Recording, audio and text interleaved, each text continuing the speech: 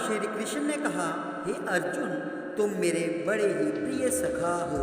हे पार्थ, अब मैं तुम्हें पापों का नाश करने वाली तथा पुण्य और मुक्ति प्रदान करने वाली प्रबोधिनी एकादशी की कथा सुनाता हूँ। श्रद्धापूर्वक श्रवण करो। इस विषय में मैं तुम्हें नारद और ब्रह्मा जी के बीच हुए वार्तालाप को सुनाता हूँ। एक समय नारद जी ने ब्रह्मा जी से पूछा, है पिता, प्रबोधिनी एकादशी के व्रत का क्या फल होता है? आप कृपा करके मुझे ये सब विधान पूर्वक बताएं। ब्रह्मा जी ने कहा, है पुत्र, कार्तिक माह के शुक्ल पक्ष की प्रबोधिनी एकादशी के व्रत का फल 1 सहस्र अश्वमेध तथा 100 राजसूय यज्ञ के फल के बराबर होता है। नारद जी ने कहा, एक संध्या को भोजन करने से, रात्रि में भोजन करने तथा पूरे दिन उपवास करने से क्या क्या फल मिलता है, कृपा कर विस्तार में समझाइए। ब्रह्मा जी ने कहा, हे नारद, एक संध्या को भोजन करने से जो 2 जन्म के तथा पूरे दिन उपवास करने से 7 जन्म के सभी पाप नष्ट हो जाते हैं। जिस वस्तु का त्रिलोक में मिलना दुष्कर है, वह वस्तु भी प्रबोधिनी एकादशी के व्रत से सहज ही प्राप्त हो जाती है। प्रबोधिनी एकादशी के व्रत के प्रभाव से बड़ा पाप भी क्षण मात्र में ही नष्ट हो जाता है। पूर्व जन्म के किए हुए अनेक बुरे कर्मों को प्रबोधिनी एकादशी का व्रत क्षण भर में नष्ट कर देता है। जो मनुष्य अपने स्वभाव अनुसार प्रबोधिनी एकादशी का विधान पूर्वक व्रत करते हैं, उन्हें पूर्ण फल प्राप्त होता है। हे पुत्र, जो मनुष्य श्रद्धा पूर्वक इस दिन किंचित मात्र पुण्य करते हैं, उनका यह पुण्य पर्वत के समान अटल हो जाता है। जो मनुष्य अपने हृदय के अंदर ही ऐसा ध्यान करते हैं कि प्रबोधिनी एकादशी का व्रत करूंगा, उनके 100 जन्म के पाप नष्ट हो जाते हैं। जो मनुष्य प्रबोधिनी एकादशी को रात्रि जागरण करते हैं, उनकी बीती हुई तथा आने वाली 10 पीढ़ियां विष्णु लोक में जाकर वास करती हैं और नरक में अनेक कष्टों को भोगते हुए उनके पितृ विष्णु लोक में जाकर सुख भोगते हैं। हे नारद, ब्रह्म हत्या आदि विकट पाप भी प्रबोधिनी एकादशी के दिन रात्रि को जागरण करने से नष्ट हो जाते हैं।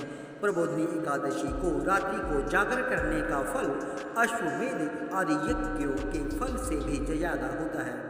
सभी तीर्थों में जाने तथा गो, स्वर्ण आदि भूमि आदि के दान का फल प्रबोधिनी के रात्रि के जागरण के फल के बराबर होता है। हे पुत्र, इस संसार में उसी मनुष्य का जीवन सफल है जिसने प्रबोधिनी एकादशी के व्रत द्वारा अपने कुल को पवित्र किया है। संसार में जितने भी तीर्थ हैं तथा जितने भी तीर्थों की आशा की जा सकती है, वह प्रबोधिनी एकादशी का व्रत करने वाले के घर में रहते हैं। प्राणी को सभी कर्मों को त्यागते हुए भगवान श्री हरि की प्रसन्नता के लिए कार्तिक माह की प्रबोधिनी एकादशी का व्रत अवश्य करना चाहिए।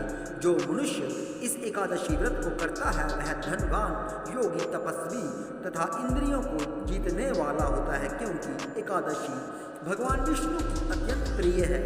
इसके व्रत के प्रभाव से मनुष्य जन्म मरण के चक्कर से मुक्त हो जाता है। इस एकादशी व्रत के प्रभाव से कायिक, वाचिक और मानसिक तीनों प्रकार के पापों का शमन हो जाता है। इस एकादशी के दिन जो मनुष्य भगवान विष्णु की प्राप्ति के लिए दान, तप, होम, यज्ञ आदि करते हैं, उन्हें अनंत पुण्य की प्राप्ति होती है। प्रबोधिनी एकादशी के दिन भगवान श्री हरि की पूजन करने के बाद यौवन और वृद्धावस्था के सभी पाप नष्ट हो जाते हैं। इस एकादशी की रात्रि को जागरण करने का फल सूर्य ग्रहण के समय स्नान करने के फल से सहस्त्र गुना ज्यादा होता है। मनुष्य अपने जन्म से लेकर जो पुण्य करता है, वह पुण्य प्रबोधिनी एकादशी के व्रत के पुण्य के सामने व्यर्थ है। जो मनुष्य प्रबोधिनी एकादशी का व्रत नहीं करता, उसके सभी पुण्य व्यर्थ हो जाते हैं।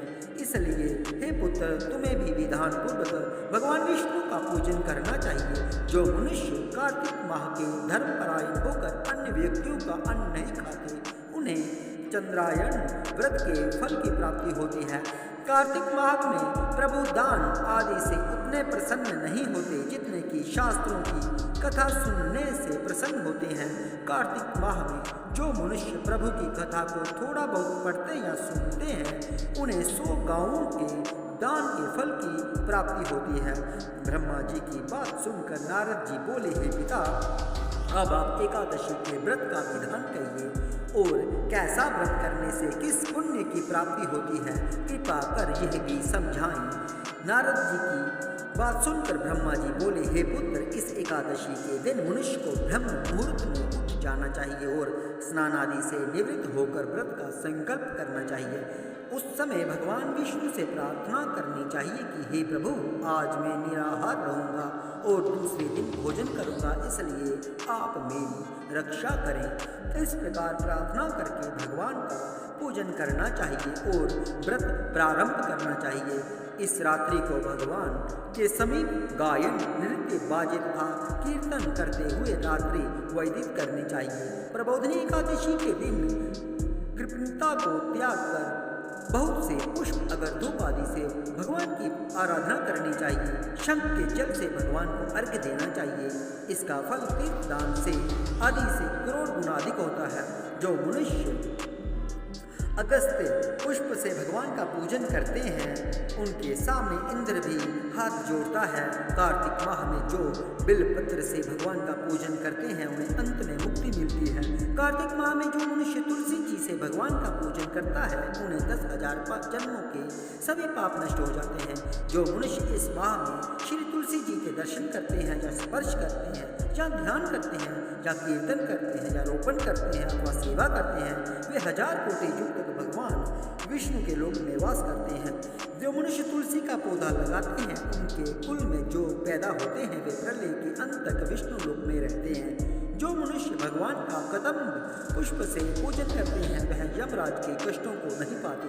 सभी कामनाओं को पूरा करने वाले भगवान विष्णु कदम्ब पुष्प को देखकर अत्यंत प्रसन्न होते हैं। यदि उनका कदम्ब पुष्प से पूजन किया जाए, इससे उत्तम बात और कोई नहीं है। जो गुलाब के पुष्प से भगवान का पूजन करते हैं, उन्हें निश्चित ही मुक्ति प्रदान होती है। जो मनुष्य बकुल और अशोक के पुष्पों से भगवान का पूजन करते हैं, वे अनंत काल तक शोक से रहित रहते हैं। जो मनुष्य भगवान विष्णु का सफेद और लाल कनेर के पुष्प फूलों से पूजन करते हैं, उन पर भगवान अत्यंत प्रसन्न होते हैं। जो मनुष्य भगवान श्री हरि की दुर्वा दल से पूजन करते हैं, वे पूजा के फल से 100 गुना ज्यादा फल पाते हैं। जो भगवान का शमी पत्र से पूजन करते हैं, वे भयानक यमराज के मार्ग को सुगमता से पार कर जाते हैं। जो मनुष्य चंपक पुष्प से भगवान विष्णु का पूजन करते हैं, वे जीवन मृत्यु के चक्कर से मुक्त हो जाते हैं। जो मनुष्य स्वर्ण का बना हुआ केतकी पुष्प भगवान को अर्पित करते हैं, उनके करोड़ों जन्म के पाप नष्ट हो जाते हैं।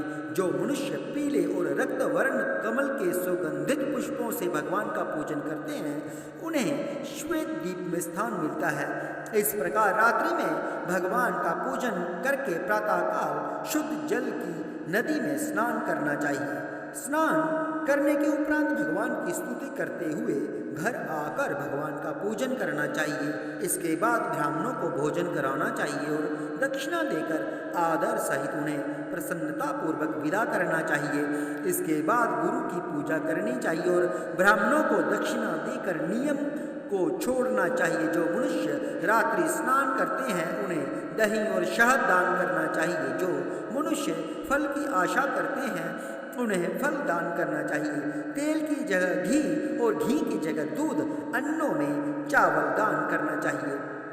जो मनुष्य इस व्रत में भूमि पर शयन करते हैं, उन्हें 100 सब वस्तुओं सहित शैया दान करनी चाहिए। जो मौन धारण करते हैं, उन्हें स्वर्ण सहित तिल दान करना चाहिए। जो मनुष्य कार्तिक माह में खड़ाऊ धारण नहीं करते, उन्हें खड़ाऊ दान करना चाहिए। जो इस माह में नमक त्यागते हैं, उन्हें शक्कर दान करनी चाहिए। जो मनुष्य नित्य प्रति देव मंदिरों में दीपक जलाते हैं, उन्हें स्वर्ण या तांबे के दीपक को घी या तथा बत्ती सहित दान करना चाहिए। जो मनुष्य चतुर्मास्य व्रत में किसी वस्तु को त्याग देते हैं, उन्हें उस दिन से उस वस्तु को पुनः ग्रहण करना चाहिए। जो मनुष्य प्रबोधिनी एकादशी के दिन विधान पूर्वक व्रत करते हैं, उन्हें अनंत सुख की प्राप्ति होती है और अंत में स्वर्ग को जाते हैं। जो मनुष्य चतुर्मास्य व्रत को बिना किसी बाधा के पूर्ण कर लेते हैं, उन्हें दोबारा जन्म नहीं लेना पड़ता। जिन मनुष्यों का व्रत खंडित हो जाता है, उन्हें दोबारा प्रारंभ करना चाहिए। जो मनुष्य इस एकादशी के महात्म्य को सुनते व पढ़ते हैं, अश्वमेध यज्ञ के फल की प्राप्ति उन्हें होती है। कथा सार, वेदा अध्ययन, तपस्या व त्याग की दृष्टि से चतुर्मास्य का नियम अति महत्वपूर्ण है। भगवान श्री हरि की भक्ति में लीन होने के लिए ये समय अति उत्तम होता है। गृहस्थ व्यक्ति भी चतुर्मास्य में भगवान विष्णु की भक्ति का पूरा लाभ उठा सकते हैं। जय श्री कृष्ण।